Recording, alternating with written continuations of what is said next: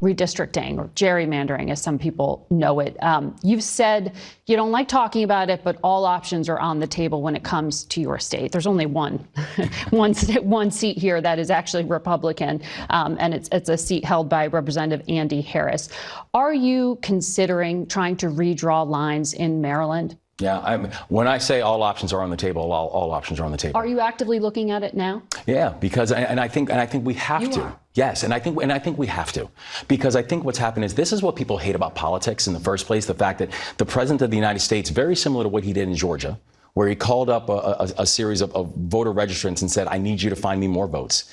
We're watching the same thing now, where he's calling up legislatures around the country and saying, "I need you to find me more congressional districts." He's doing it. That may be different, but Democrats redistrict. You know this. Yeah. But Gavin Newsom's doing it right now. A few years ago in New York, we saw this. This can backfire. Do you really want to go down this road? I want to make sure that we have fair lines and fair seats, where we don't have situations where politicians are choosing voters, but that voters actually have a chance to choose their elected officials. We need to be able to have fair maps. And we also need to make sure that if the president of the United States is putting his finger on the scale to try to manipulate elections because he knows that his policies cannot win in a ballot box, then it behooves each and every one of us to be able to keep all options on the table to ensure that the voters' voices can actually be heard, and we can have maps. In that one district where they have a Republican representative, that they are actively being represented in Maryland? I think if you look at maps across the country, less than 10% of congressional seats are actually competitive by nature. Mm-hmm. Less than 10%. And so if you look at the average win margin in our state and so many states, the average win margin is upwards of 20 to 30%. So that means we already have so many gerrymandered areas that we have to be able to add a measure of fairness in the way that it's applied. Mm-hmm. And so, yes, all options need to be on the table in the state of Maryland. That was Maryland Governor Wes Moore making it pretty damn clear where he stands in terms of fighting fire with fire here, in light of the fact that Donald Trump has decided to demand that his little underlings and hangers-on in the GOP redraw their maps mid-cycle to steal the midterm elections. If you've watched my videos at any point over the last few weeks, you've known that I have been relentless in calling on Democratic governors to step up. It seems that Wes Moore is certainly prepared to do exactly that here. I should note that Wes Moore first broached this topic in an interview we did 3 weeks ago, where he said this. What are you able to do? What are the options in front of you in Maryland? Yeah.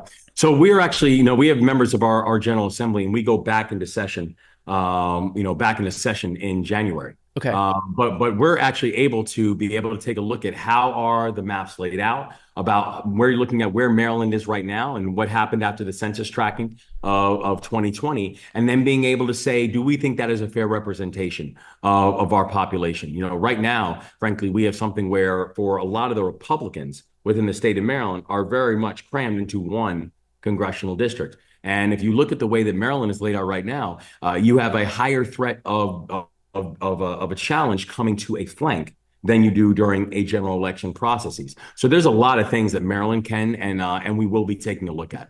Okay, and would any of it, I guess in an ideal scenario, would any of it apply to the upcoming midterm election in 26?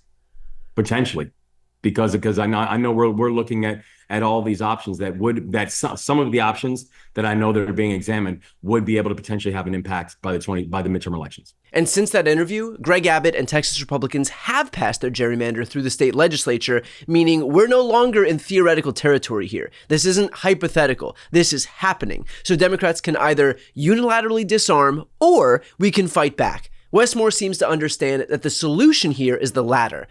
I should note, too, that I'll be interviewing Wes Moore tomorrow on this channel. So if you'd like to catch that interview and support my work, please subscribe to this channel, completely free, a great way to support me and independent media. And please throw some questions that you'd like me to ask him in the comments of this video. Now, in light of Wes Moore's comments today, Trump, of course, took to Truth Social because part of his dictatorial ambitions are that he can rig the rules, but no one can dare reciprocate. Trump wrote, Governor Wes Moore of Maryland has asked, in a rather nasty and provocative tone, that I walk the streets of Maryland with him. I assume he is talking about out-of-control, crime-ridden Baltimore. As president, I would much prefer that he clean up his crime disaster before I go for a walk. Wes Moore's record on crime is a very bad one, unless he fudges his figures on crime like many of the other blue states are doing. But if Wes Moore needs help, like Gavin Newsom did in LA, I will send the troops, which is being done in nearby DC, and quickly clean up the crime. After only 1 week, there is no crime and no murder in DC. When it is like that in Baltimore, Moore, I will proudly walk the streets with the failing, because of crime, governor of Maryland. P.S. Baltimore is ranked the 4th worst city in the nation in crime and murder. Stop talking and get to work, Wes. I'll then see you on the streets. Also, I gave Wes Moore a lot of money to fix his demolished bridge. I will now have to rethink that decision. Thank you for your attention to this matter. Make America great again. Now, first of all, Donald Trump did not give a dime to Wes Moore to fix any bridge. That funding was allocated and passed in 2024 as part of a continuing resolution that Biden signed into law. Trump will take credit for literally anything, anytime, anywhere. Second of all, isn't it interesting how Trump, in an effort to seek retribution against Wes Moore, will hurt American citizens who rely on that infrastructure? Gotta love an American president hurting American citizens because he isn't being treated with slavish devotion and total loyalty. Wes Moore, for his part, clapped back, writing on Twitter, President Bone Spurs will do anything to get out of walking, even if that means spouting off more lies about the progress we're making on public safety in Maryland. Hey, Donald, we can get you a golf cart if that makes things easier. Just let my team know. Here's the thing about Donald Trump and his authoritarian impulses. His sense of power is derived largely from his idea that he has it.